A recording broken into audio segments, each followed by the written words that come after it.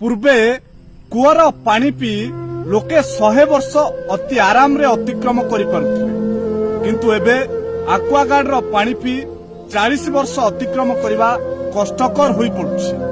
पूर्वे लोक माने घोड़ा रे पेड़ी तेल खाई वृद्ध अवस्था रे खटी पारुथिले किंतु एबे लोक माने डबल फिल्टर तेल खाई वृद्धा अवस्था रे शक्तिहीन होई पड़ुछन्ति।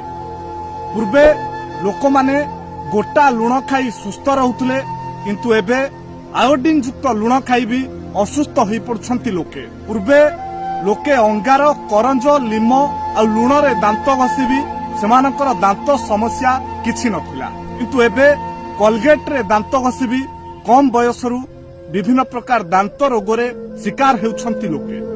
पूर्वे वैद्य नाड़ी धरी रोग परीक्षा करुथिले किंतु एबे विभिन्न प्रकार जंत्रपाति भी रोग निरूपण करबाकू फेल मारुछि। पूर्वे 7-8टी छुआर मां वृद्धा अवस्था चाष करबाकू जाउथिले किंतु एबे प्रथम मास ठारू चिकित्सा आरंभ करा जाई शेषरे पेट फाड़ी प्रसव करा जाउछि।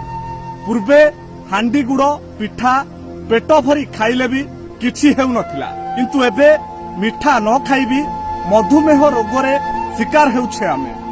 परिशेष केवल एतिकी कुहा जाई पारे मनुष्यर जीवन शैलीर मान दिनकु दिन जेते उन्नत हेउछि बा जेते सरल हेउछि सेतिकी जटिलता भितरे पसी आमे घांटी हेउछे।